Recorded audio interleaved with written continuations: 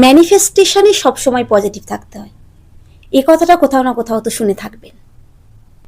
Naturally আমরা manifest কমিউনিটিতে শুনে এসেছি যে আমাদের চিন্তাভাবনাই আমাদের ভাগ্যকে নিয়ন্ত্রণ করছে, আমাদের জীবনকে কন্ট্রোল করছে। তো অবশ্যই চিন্তাভাবনা পজিটিভ হওয়া দরকার, তবেই তো পজিটিভ রেজাল্ট পাবো, তাই না? কিন্তু বিজ্ঞান বলছে আমরা সারাদিন প্রায় 60,000 চিন্তা করে থাকি। এর সবগুলো তো ম্যানিফেস্ট হয় না। কেন হয় না? আর 24 ঘন্টা পজিটিভ থাকাও তো হিউম্যান বিইংয়ের ক্ষেত্রে সম্ভব নয়। তাহলে কি নেগেটিভ বিষয়টাই ম্যানিফেস্ট হবে? বিষয়টা বেশ গোলমেলে লাগছে না? ম্যানিফেস্ট কোনটা হয়, কেন হয়, আর নেগেটিভ চিন্তা এসে গেলে কি ম্যানিফেস্টেশন ফেল হবে? আপনি যা চাইছেন তা ম্যানিফেস্ট করতে পারবেন না। এই সব বিষয় নিয়ে আজ আমি খুব ডিটেলসে আলোচনা করব। যদি এই বিষয়ে আগ্রহ থাকে আপনার, তবে ভিডিওটা আপনার জন্য। একবার না আমার এক নেফিউ, ছোট্ট বাচ্চা, সাপ নিয়ে কোনো কারণে একটু ইন্টারেস্টেড ছিল। তো আমার হাতে একবার লাঠি দেখে জিজ্ঞাসা করলো যে তুমি কি সাপ ধরতে যাচ্ছ? আমিও মজার ছলে বলেছিলাম যে হ্যাঁ, এবং তুই যদি আমার সাথে যেতে চাস তো আসতে পারিস। আমার কথাটা সে একদম বিশ্বাস করে নিয়েছিল। আর আমি তারপর যাই কিছু করি না কেন, সে ভাবছিল যে আমি হয়তো এগুলো সাপ ধরার প্রস্তুতি। অ্যাকচুয়ালি সে ভেবেছিল যে আমি সাপ ধরবো এবং সেই সাপটাকে আমি পুষবো বাড়িতে। ফলে আমি যাই কিছু করি না কেন সেটাকেই সে সাপ ধরা এবং সাপ পোষার প্রমাণ হিসেবে দেখতে লাগলো। এবং আমাকে যখন এই বিষয়ে প্রশ্ন করতে লাগলো, আমিও তার বিশ্বাসে আরও বেশি করে ঘি ঢালতে লাগলাম। ফলে সে আমার কথাটা এতটাই বিশ্বাস করে নিল এবং এতটাই ইন্টারেস্টেড হয়ে উঠল যে আমার সাথে সাপ ধরতে যাবে বলে একদম রেডি, নাওয়া খাওয়া ফেলে একেবারেই রেডি। যাই হোক, তার বিশ্বাসটা পরে ভেঙেছিল। কিন্তু আমি যেটা বলতে চাইছি যে বাচ্চাদের মন কতটা সহজ হয়, তাই না?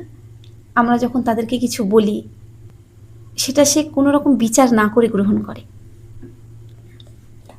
আমি গল্পটা বললাম কারণ আমাদের মধ্যেও এমন একটা বাচ্চা রয়েছে, আর সেটা হলো আমাদের সাবকনসিয়াস মাইন্ড।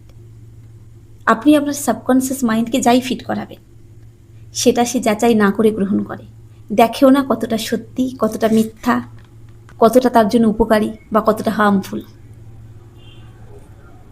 ছোট থেকে আজও পর্যন্ত এমন কত বিশ্বাস আমরা ফিট করিয়েছি এই সাবকনসিয়াস মাইন্ডকে, যেটা আমাদেরকে পিছনে টেনে রেখেছিল, লিমিটেড করে দিয়েছে।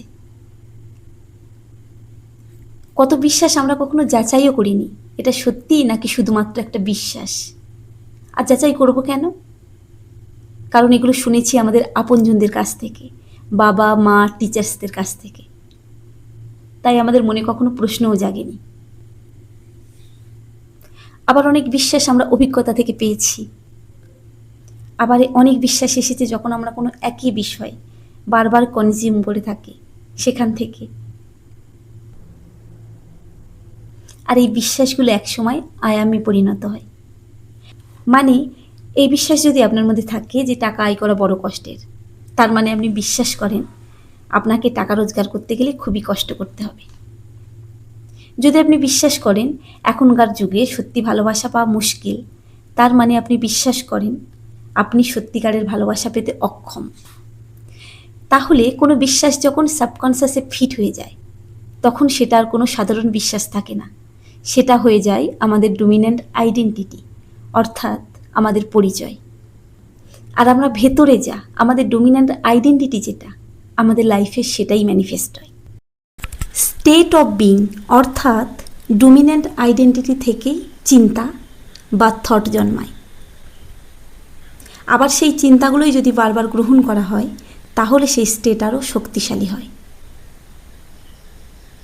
এটা একটা লুপের মতো চলতে থাকে। স্টেট অর্থাৎ আইডেন্টিটি থেকে থট, সেখান থেকে ফিলিং, তারপর অ্যাকসেপ্ট্যান্স, এবং এর ফলে স্টেট আরও ডমিন্যান্ট হয়। এখন প্রশ্ন ছিল প্রতিদিন তো হাজার হাজার চিন্তা আসে, তাহলে কোন চিন্তাগুলো ডমিন্যান্ট আইডেন্টিটির অংশ হয়? অবশ্যই সব চিন্তা নয়। যে চিন্তাগুলোকে আপনি নিজের সত্যি হিসেবে গ্রহণ করেন, অর্থাৎ এটাই হলো অ্যাকসেপ্ট্যান্স। যে চিন্তায় আপনি বারবার ফিরে যান, যেগুলো আপনার কাছে ন্যাচারাল লাগে, সেগুলোই আপনার স্টেটকে আরও শক্তিশালী করে। ধরুন আপনার ইচ্ছে একজন সফল ব্যবসায়ী হওয়া। এখন হয়তো দিনে 10,000টা চিন্তা এলো, কিন্তু তার মধ্যে 9,950টা চিন্তা এলো আর গেল। বাকি 50 বার আপনি ভাবলেন ব্যবসা আমার দ্বারা হবে না, এবং প্রতিবারই এই চিন্তাটা আপনার সত্যি না হওয়ার মতোই অনুভূত হলো। অর্থাৎ এই 50টা চিন্তাই আপনার আই এম নট সাকসেসফুল স্টেটকে ফিট করাচ্ছে। যদি সফলতা চান, আপনাকে ডিজায়ার স্টেটে যেতে হবে। আপনাকে জোর করে 10,000টা পজিটিভ চিন্তা করার দরকার নেই। যখনই পুরনো পরিচয় থেকে কোনো চিন্তা আসবে, ঠিক তখনই আপনাকে নতুন পরিচয়ে ফিরে যেতে হবে। যেমন হয়তো পুরনো স্টেট থেকে ভাবনা আসছে আমি পারবো না। আপনার নতুন স্টেট থেকে আপনি বলতে পারেন যে এটা তো আমার পুরনো আমি ভাবতো, এখন আমি সেই মানুষ যার জন্য সফল হওয়াটা স্বাভাবিক। প্রথমে এটা কৃত্রিম লাগবে, কিন্তু যতবার আপনি নতুন স্টেটে ফিরবেন ততবারই এই স্টেট ফেমিলিয়ার হবে, আর একটা সময় এটাই ন্যাচারাল লাগবে।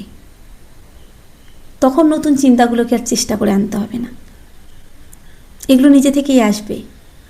এটাই তখন হবে আপনার ডমিন্যান্ট আইডেন্টিটি। আর আপনার ডিজায়ার লাইফ ম্যানিফেস্ট করার সবচেয়ে উত্তম পথ হলো এটাই।